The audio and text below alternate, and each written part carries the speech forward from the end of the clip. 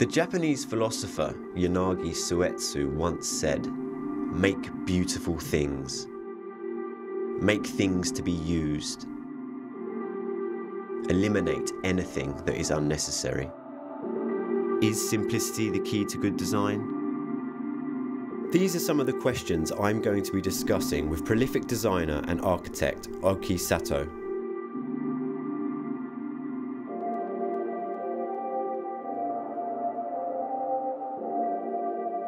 Oki Sato is known for working on roughly 400 projects at a time. His playful yet simple style has made him one of the world's most in-demand designers. I'm on my way to his Nendo studio in the heart of Tokyo to find out what drives him to design. Hello, Oki. Good to see you. Very nice meeting you. How are you? Good. Please come in. What does a day in the life of Oki Sato look like? Basically, I wake up, I eat, I design, drink coffee, and sleep, and that's it, I guess.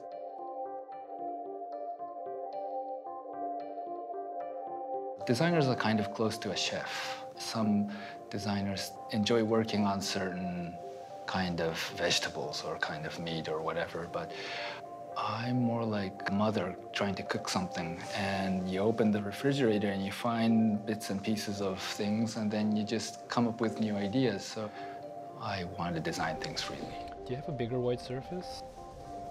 Right, good, perfect. That's gonna look really cool. We want the lighting mainly up above the house in the middle. I think we should have like a grid so that we can control. I'm really totally addicted to design. When I start sketching, when I see physical mock-ups, when I see my products in the stores, all these moments are so magical for me. I've been studying architecture for 6 years, and I really didn't understand what design was all about. I visited Milan, the design fair.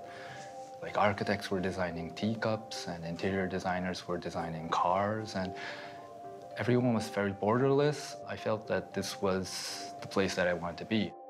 I start from sketches, like a stupid manga sketch. The simpler, the better, I guess. And then we move on directly into 3D modeling, whether if it's a small chewing gum or an architectural project, it's all the same to me.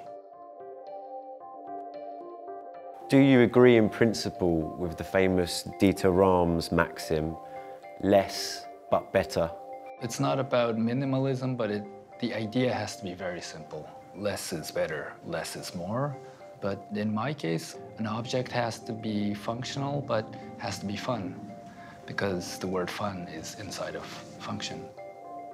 I guess I'm not really interested in colors or aesthetics, but it's the story behind the object. An object has to be talkative. It has to tell an interesting story. I want to have my ideas to be like sushi or sashimi, I guess. Fresh, you just cut the raw fish and then you serve. You should not hold your ideas too long, or you should not love your ideas too much. How and where do you find inspiration as a designer? I like to repeat things every day. I walk my dog the same route. I drink the same coffee. When you repeat things, you start to notice the slight differences in everyday life. I feel that these become idea sources. A project has to be environmentally friendly, it has to be user-friendly. It's one of the most important factors that you have to think about when you are a designer.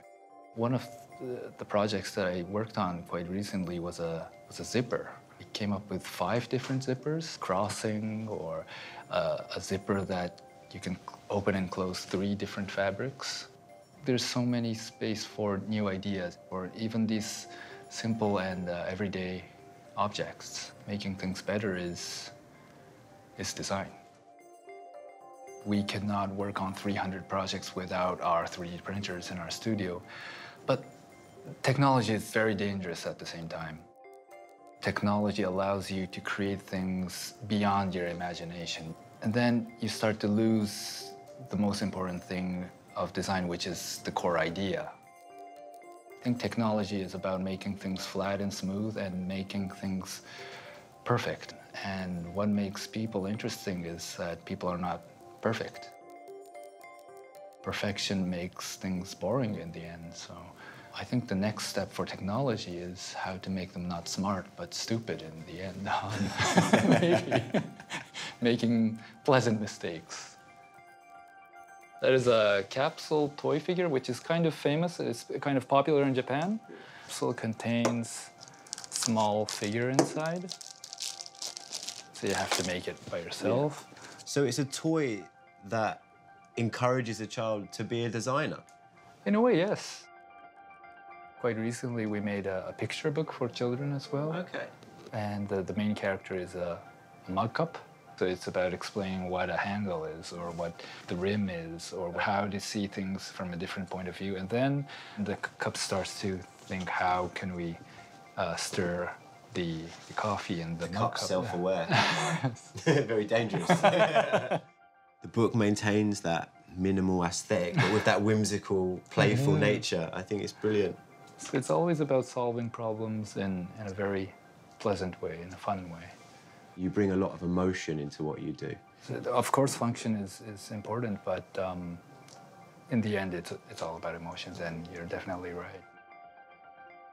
You have a very close working relationship with the fashion legend, Issey Miyake, yes. One of the most incredible designers ever to grace the planet.